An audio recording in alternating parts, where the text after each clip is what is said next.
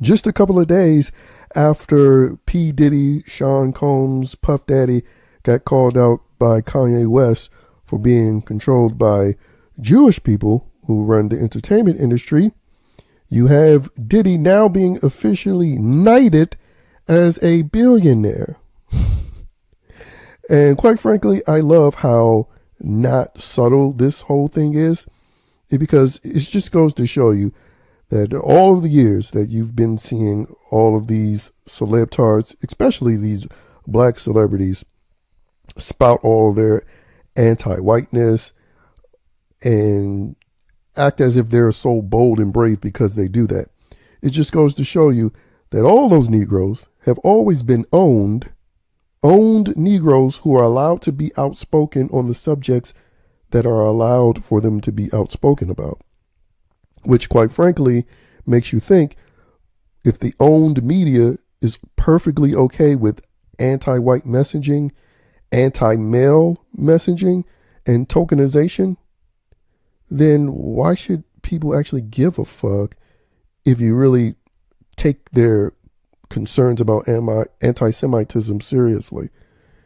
You know, it's like feminist females who truly expect people to care about misogyny and sexism when they hate men. They expect men who they hate to care about people who hate women like them. Yeah, seems a bit delusional to say the least.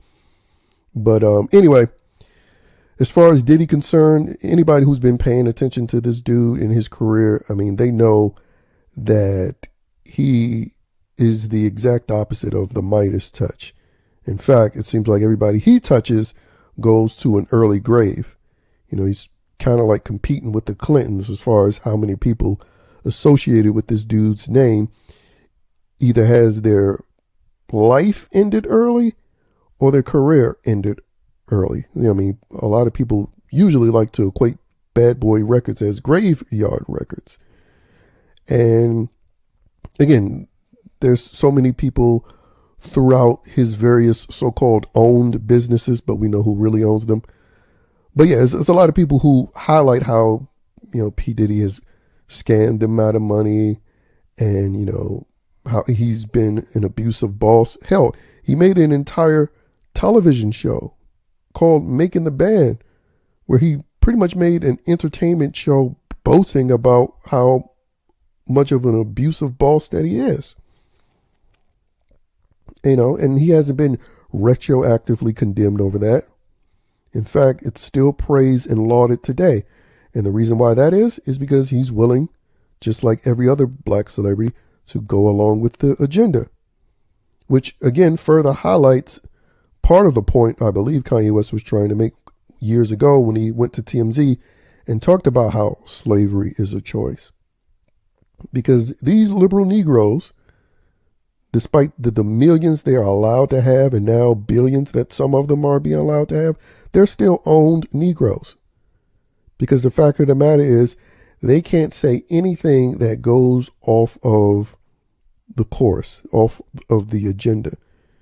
And right now, and it seems that it will always be a thing, being anti-white is cool, being anti-male is cool, kissing women's ass and being pro-women and alphabet sex cult is cool.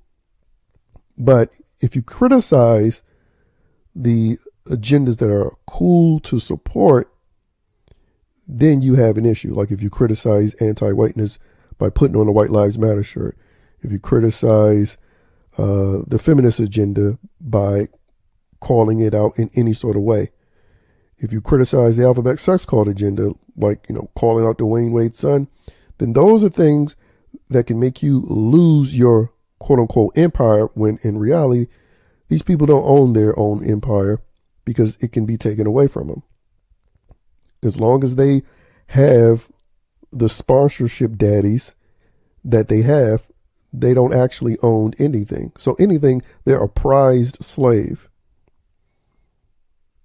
And another thing I want to highlight, when Kanye West made that statement about slavery as a choice, it was sort of piggybacking off of what they actually had in a Black Panther movie. You know, the first one, where you had Killmonger's character talk about how he rather, you know, jump off the ship and drown into the sea, than be a slave, which indicated that those people who decided to stay on that ship were choosing that. But again, it was okay when Black Panther said it, or when a character within the Black Panther movie said slavery is a choice versus someone else who said it afterwards. That's someone else being Kanye West. But again, I love the timing of this whole thing, because you even have people who are responding to this post talking about, oh, they must have gave Diddy Kanye West's money.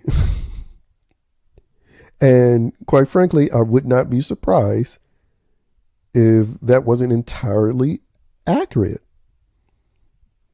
because, the money went somewhere,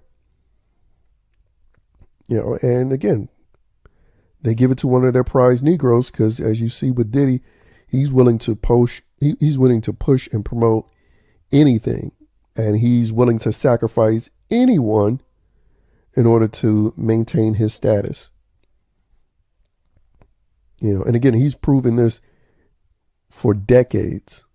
I mean, there's a rumor that he could have not really cared about Biggie's passing away, because Biggie was planning on doing his own thing, which makes entirely perfect sense, since Biggie was an amazing lyricist and talent, and he did seem like a person that would have eventually want to become his own boss and not just be up underneath someone else their entire career.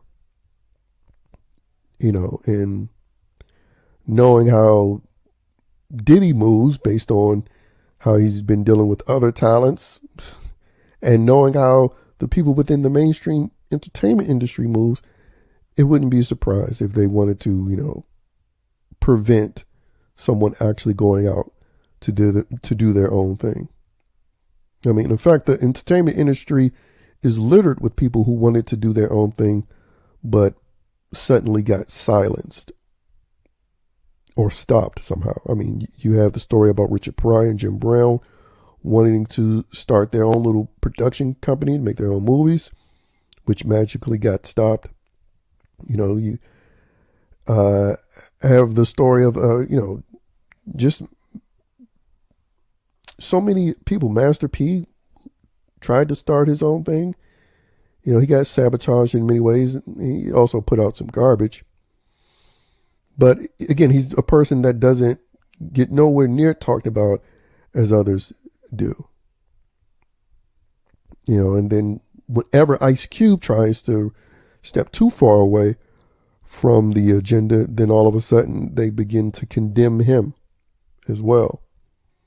And to me, again, that's just further evidence that all of these fools very well know that they are under control, because they have examples after examples to point to that whenever someone does something opposite, like actually try to be their own boss, that they immediately get the whip cracked on them. Another story, Bill Cosby apparently trying to acquire NBC. But to me, I relate his downfall due to that pound cake speech, calling out the community. But anyway, Diddy is an official billionaire. Quite frankly, I thought he was already within that category, but apparently he wasn't. But now he is. Him and I think Jay-Z. And again, between the two of them, when you compare them to Kanye West, they have far more vile histories as far as, things that they've been connected to. But again, no matter how vile their history is, it doesn't matter, because they're willing to push the insidious agendas of the mainstream and have their stupid fans follow in behind them.